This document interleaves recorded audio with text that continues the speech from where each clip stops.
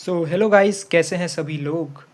आज के वीडियो में हम लोग पाथफाइंडर का एक बहुत ही इंटरेस्टिंग प्रॉब्लम सॉल्व करने वाले हैं न्यूटन लॉज ऑफ मोशन से। अब ये जो प्रॉब्लम है ना, दिखने में बहुत इजी लगता है, लेकिन मैक्सिमम स्टूडेंट्स नहीं बना पाते हैं इस प्रॉब्लम को, क्योंकि वही बात है, फ्री बॉडी डायग्राम गलत बनता है। ठीक है, तो एक दो बहुत इंटरेस्टिंग चीज़ें हैं इसमें जो कि जनरली नहीं पता होती हैं, तो वो चीज़ें हम लोग डिस्कस करने वाले हैं।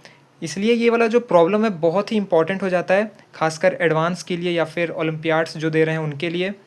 ठीक है, तो चलो स्टार्ट करते हैं। प्रॉब्लम में क्या कहा है, हमारे पास एक कैपिटल मास m का वेज है जिसके ऊपर एक छोटा सा ब्लॉक स्मॉल m मास का रखा हुआ है।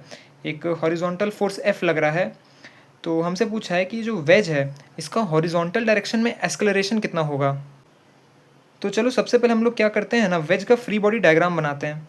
ठीक है, अब फ्री बॉडी डायग्राम ना तुम देखना मैं कैसे बना रहा हूँ, क्योंकि मैक्सिमम स्टूडेंट्स का यहीं पे मिस्टेक हो जाता है वेज के फ्री बॉडी डायग्राम को बनाने में।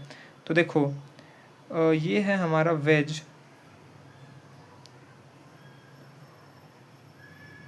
ठीक है, अब देखो इसमें एक जो इम्पोर्टेंट चीज़ ये आता है कि ये जो पुली है ना, इसको भी यहाँ इंक्लूड करना पड़ेगा, क्योंकि पुली भी वेज से जुड़ा हुआ है।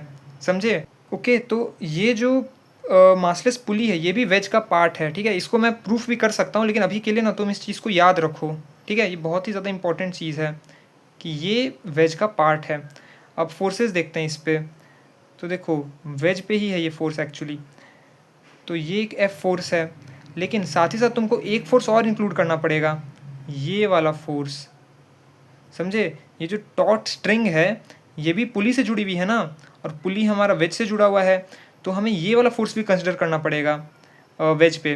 ठीक है, तो क्योंकि ये एक मासलेस स्ट्रिंग है, तो ये जो फोर्स एफ है टेंशन है एक तरह से। तो मासलेस स्ट्रिंग में क्या होता है, हर पॉइंट पे टेंशन सेम होता है। तो अगर एफ टेंशन यहाँ पे है या एफ फोर्स, तो यहाँ पर भी ये एफ ही होगा। करेक्ट।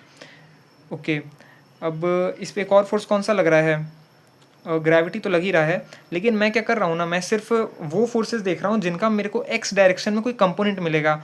जो वर्टिकल के लॉन्ग फोर्सेस हैं उनका तो कोई कंपोनेंट आएगा नहीं, तो उनको मैं नहीं करूँगा कंसिडर। जैसे कि ग्राउंड से एक नॉर्मल लगेगा वेज पे, वो मैं कंसिडर नहीं कर रहा। जो एम लगेगा वो भी मैं कंसिडर नहीं कर रहा। ठीक है, तो एक ये एफ फोर्स लगा, ये फोर्स लगा, साथ ही साथ एक इस पर नॉर्मल लगेगा। ठीक है, due to this small M mass. ठीक है, मतलब कैपिटल एम और स्मॉल एम जो है ये कॉन्टैक्ट में है, तो इनके बीच में नॉर्मल रिएक्शन होगा ना, वो मैंने ड्रॉ किया है। अब देखो, एक्स के अलॉन्ग जो कंपोनेंट्स होंगे इन फोर्सेस के, वही इसको एक्स के अलॉन्ग एक्सलरेट करेंगे। ठीक है, तो चलो ड्रॉ करते हैं। तो देखो, एक्स के अलॉन्ग बस मैं ड्रॉ कर रहा हूँ, एक एफ लग रहा है, साथ में देखो ये थीटा, तो ये एंगल थीटा होगा। तो इसका इस डायरेक्शन में क्या आएगा कंपोनेंट, एफ कॉस थीटा। तो F minus F cos theta आ गया इस डायरेक्शन में कंपोनेंट। साथ ही साथ नॉर्मल का एक इस डायरेक्शन में कंपोनेंट आएगा, कितना आएगा। ओके, तो ये तुमने पढ़ा होगा, ये थीटा है तो ये एंगल भी क्या होता था, थीटा आता है, ये वाला है ना। और तुम देख लेना ज्योमेट्री से इसको एक बार करके, ये मैं नहीं बता रहा हूँ। तो एन है, तो इसका इस डायरेक्शन कितना आएगा, एन कॉस थीटा का कंपोनेंट। तो plus, sorry, n cos theta, इधर आएगा n sine theta. So n sine theta. समझे। तो ये फोर्सेज हैं जो इसको एक्स में एक्सलरेट कर रहे हैं। तो मैं लिख सकता हूँ ना, net force equal to mass into acceleration. तो नेट फोर्स क्या आ गया, f 1 minus cos theta plus n sine theta is equal to capital M into a. Okay, जहाँ ए क्या है, एक्सलरेशन ऑफ वेज है, ये है मेरा इक्वेशन। अब हमें यहाँ पे क्या चीज़ नहीं पता है, हमें बस एक नॉर्मल रिएक्शन नहीं पता, तो नॉर्मल हमें पता करना होगा। तो नॉर्मल फाइंड करने के लिए मैं क्या करता हूँ, स्मॉल मास एम का फ्री बॉडी डायग्राम बनाता हूँ। ठीक है, अब देखो होगा क्या, एफ फोर्स जो लग रहा है स्मॉल एम पे, उसकी वजह से ये एम जो है वेज के लॉन्ग भी मूव कर रहा है, और साथ साथ वेज भी आगे जा रहा है, तो थोड़ा सा कॉम्प्लिकेटेड मोशन है। तो क्यों ना हम लोग एक ऑब्जर्वर को वेज के ऊपर बैठा दें। ठीक है, तो एक ऑब्जर्वर लेते हैं जो कि वेज के ऊपर बैठ के देख रहा है इसको, स्मॉल मास एम को। ठीक है, ओके, तो इसके फ्रेम में बनाएंगे हम लोग स्मॉल मास एम का फ्री बॉडी डायग्राम। तो ये मेरा स्मॉल मास एम, और हम लोग क्या करने वाले हैं, along the wedge and perpendicular to the wedge ले लेते हैं हमारे एक्सिस। ओके, तो देखो ये फोर्स एफ यहाँ पे एक लगेगा। करेक्ट। फिर इसके बाद वेज के अलॉन्ग तुमने पढ़ा होगा, ये फोर्स लगता है which is m ji sine theta इधर लगेगा एम जी कॉस थीटा, राइट। फिर इधर लगेगा एक नॉर्मल, है ना, ये नॉर्मल और ये नॉर्मल सेम है, ये नॉर्मल हमको फाइंड करना है, ठीक है। और देखो एक फोर्स और है जो कि भूलना मत, ये एक नॉन इनर्शियल फ्रेम है जिसमें ऑब्जर्वर है बैठा, क्योंकि एस्केलरेट कर रहा है ना हमारा वेज, राइट।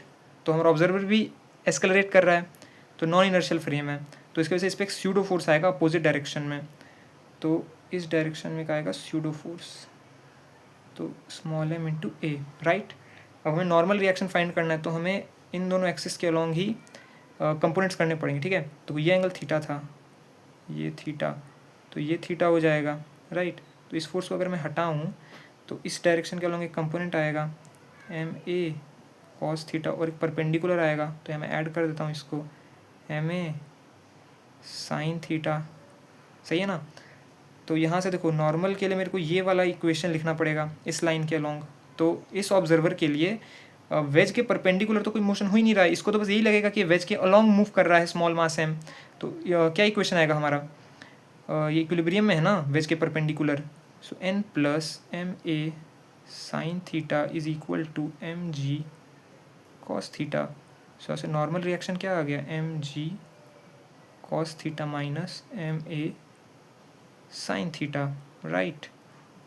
अब इसको बस हमें इसमें पुट करना है, तो अगर इसमें पुट करें तो हमारे पास क्या आएगा F1 minus cos theta plus N में साइन थीटा मल्टीप्लाइड है, so M ji sine theta cos theta minus M A sine square theta is equal to capital M A, हमें ए चाहिए, तो ए वाला टर्म ये है, ए वाला टर्म ये है, राइट। तो बस कुछ नहीं, इसको इधर भेज देंगे, so F1 minus cos theta plus M ji sine theta cos theta upon equal to A कर दिया मैंने, तो क्या आ जाएगा m plus small m sine square theta, ठीक है। तो ये है इसका करेक्ट आंसर, ठीक है। तो बस एकदम बेसिक से हमने क्वेश्चन को सॉल्व किया है और हमारा आंसर आ गया, ठीक है। तो जिन लोगों से भी ये प्रॉब्लम बना है वो एक बार कमेंट ज़रूर कर देना। Okay, see you next time.